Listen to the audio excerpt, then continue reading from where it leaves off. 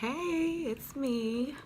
It's been taking me forever to get these videos together. Y'all have no idea how many takes I've done, how much editing I've done just to start all over again. Okay, let's do this. So I got my start about 4 years ago, 2014, with Acorns. I know you guys heard of that app where you can like invest your spare change. Well, I was like a beta tester for that app. Me and the first 100 or 1,000 people tested the app before they let it out to the public. And that was like my first real exposure to like investing and getting an idea of like stocks and bonds and just those type of things. So I got my start there. Like Acorns introduced to me the idea of micro investing, which is like using small amounts of money to invest. So I kind of took that and ran with it. From there, I started using Stash app to invest in like ETFs, which is a stock comprised of other stocks. The Stash app was mostly about, again, ETFs and securing dividends, which is money that companies pay you for owning a share or a few shares of their stock. So that was that. And then I'm like, you know what? I know I can be making some more money. You know, like these little dividends and stuff is cute, but I know for a fact I could be making more money. So I decided to actively trade. Just really hungry for more profits. So I'm like, you know what? Let me buckle down. Let me learn as many avenues about investing and trading stocks as I can. Not just stocks, but commodities too, which is like gold and silver and oil. So everyone always asks like, oh, well, where do I start? What do I start? How do I start? Honestly, you should start with learning. Like nobody can go wrong with researching a little bit. I would honestly start there. I would start with learning a little bit, getting an idea of some things first, and then I would move on to creating an account on TradingView, which is like you can look at charts and stuff, but you can open up a free account, a free paper trading account, which is where you're investing in the stock market in real time, but you're using fake money. So no real coin, but all real experience, everything in real time. That'll help shorten your learning curve. So I definitely recommend starting there. You can do, like I said, TradingView paper account, or even TD Ameritrade has this program called Thinkorswim, and they have a free paper account as well in there. So I would start there. But if you're anything like me, I don't recommend this at all. But if you're anything like me, like you kind of want to get right in, you know, you want to fully immerse yourself. And that's what I did. I jumped right in with I started with 80 bucks. Which was more than enough. You can honestly start with as little as $50. I had my 80 bucks. I signed up for my Robinhood account and I just started trading. So first things first, start with research. Where I would start, a lot of people are like, oh, well, where do I start with? I don't know what companies. The top 10 places where you spend money, look up and see if they have like stock. If they do, you don't see how much it costs and stuff like that. But I would start with the first 10 places where I usually spend the most money. That's what helped me build out my list starting out. Resources. What do I use to help me with my stock picks, to help me enter and exit trades? I use a bunch of different things. Honestly, like I use probably more than about 7, but I'm only gonna give you guys 1, 2, 3, 4, 5, 6. But I use at least 7, which may be overbearing. I'm still learning, but I always look at any news articles surrounding whatever company and stocks that I'm investing and trading in. That's number 1. Number 2 is the company's financial statements. You definitely want to be up on those. You want to see how the company's spending money. Do they even have money to spend? Like, you know, these are things that are really important to know. Look at their newsletters, see what sort of new things are coming out that might like get people hype about this stock. Also a charting system of some sort. Like I said, I use TradingView. TradingView is free. I love it. You can see other people's like chart ideas on there and what other people's ideas are about other stocks, and you know what they project what'll happen to them. But I use TradingView, but you can also sign up for TD Ameritrade, Thinkorswim. You can definitely do that. Those are two both free charting systems that you could use. I would also YouTube. I learned everything that I know, basically, like at least all of the fundamental foundational stuff from YouTube. So definitely get on there. Also, I use this app called Closing Bell. It's my favorite app. You're able to go on there and rate like stocks, whether you think they're going to go up or down, and about how much percentage. But not only that, you get to see what other traders are buying and what they're selling. So that's really, really good. And also, Robinhood app itself is a really good resource as well to have, because they have a bunch of new updates. Like they have a new candlestick chart, which is what I use. So that's great. They now have like ratings at the bottom of stock, like letting you know what the majority of people are buying, selling, or holding.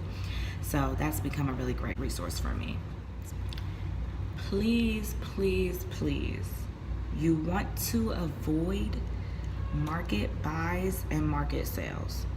That's really all you want to avoid. Why? Market buys and market sales basically leaves the price up to the market, and you do not want to do that. You always want to do like a limit, a sell limit or buy limit. You never want to do a market sell. Another thing that I particularly avoid, other traders don't. I don't know how many people do or don't, but I particularly avoid trading in the pre-market and in the aftermarket. I don't know. I haven't gotten the hang of it yet. So I'll just say that. I'm not going to say I don't like it or anything like that. I just haven't really gotten to a point where I fully understand it and where I can like trade it responsibly. So I avoid those two things altogether. Shoulda, woulda, couldas. I have a list of shoulda, woulda, couldas, but thankfully I have had more wins than losses. But if I would have known these things that I'm about to tell you right now, I probably would have turned those losses into more coin. So if I was more patient between my trades, yeah, I think that would have definitely helped. I was a little impatient, and I had a little bit of anxiety, like when I see that I was losing like 8% and 12, 15%, 20% sometimes in a day, I would get anxious and sell. And then 2, 3, 4 days later, like how I predicted, I guess would be the good word, that the stock goes up. So it's just like, you really want to be patient. You want to see your trades all the way through. Also, I would have automated my trades by setting up limit buys as well as stop losses. Automate your trades.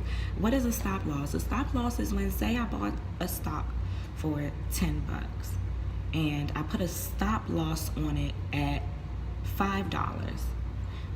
What that means is, as soon as that stock price hits $5, it'll sell it automatically for me. Another thing is, I wish that I was more trusting of my research and less impulsive. Like, it was kind of like a fear of missing out. I know you guys have heard that. The same thing with like being too greedy. Both of those are like a fear of missing out. I would, and I'm starting to do it now, but from Jump Street, I would have written out goals for each trade. Like, hey, I'm about to buy this. My goal is to make 5% when I trade it, and also not even just do goals for profit, but do goals for if you take a loss. Like, hey, what is the max I'm willing to lose with this particular stock? Is it 10% that makes me cringe? Is it 20% that makes me cringe? Is it 50% of my profit that I lost? Does that make me cringe? Whatever that number is, that's where you want to set your stop losses. That's where you want to set your goals at. Like, okay, you want to make sure you know when you're going to exit and when you're willing to get back in. So like, expectations, honestly, for me, I would say definitely expect to lose money. I don't know what I was thinking. I don't know. I thought I was going to get in and just start I don't know. Expect to lose money. Expect to lose money even if you do everything right, even if you do all the research, even if your charts are looking good, even if the news surrounding this company is great, even though their financials are great, even though they've done well this quarter, all of that. Expect that you may lose money, even though everything you did was right or your routine. Also, expect to miss out on some profits. Simple as that. So you gotta kind of be happy with the coins you're bringing home. I've really learned like so much to the point where these videos are not going to suffice, but the stock market behaves differently when the weather is different, so like cuffing season, okay, during cuffing season the stocks basically cuff too. Like, it's interesting. I could teach y'all all that stuff in my later videos, but like the stock market behaves around certain weather too. Like, it changes, it switches up a little bit too. Another thing is, like, I learned that in order to like become semi like rich, like in order to come up off a stock from like your first trade or your second trade or like your first few trades, like, I mean, come up, you have to really take a lot of risk. You can't just think you about to buy 2 shares of something or even 10 shares of something and bring home 5 bags. It's not happening, so that's something that I learned, that if you expect to have big rewards, then you're going to have to jump out there on the risk. Another thing is that I learned that it is way more important to understand the market, understand the stocks, understand the behavior of the stocks that you're investing in and trading. That all of that is way more important than how much money you're throwing at the stock market. Straight up and down. It don't matter if you're a millionaire or if you only got $100 to your name. If all you got is $1 in a dream, like, you have to be literate. You have to really be well versed and really understand this stuff, or you're going to end up broke. Also, this is really major, like, because it's kind of like a myth buster, I guess, but you can make money in the stock market even if everything is going down. So remember, the stock market crashed in like 2008. There were people who got rich still. There's money to be made when the market is down and crashing and messy, okay? So, and another thing, if you are not patient, you will lose coin. And that's it.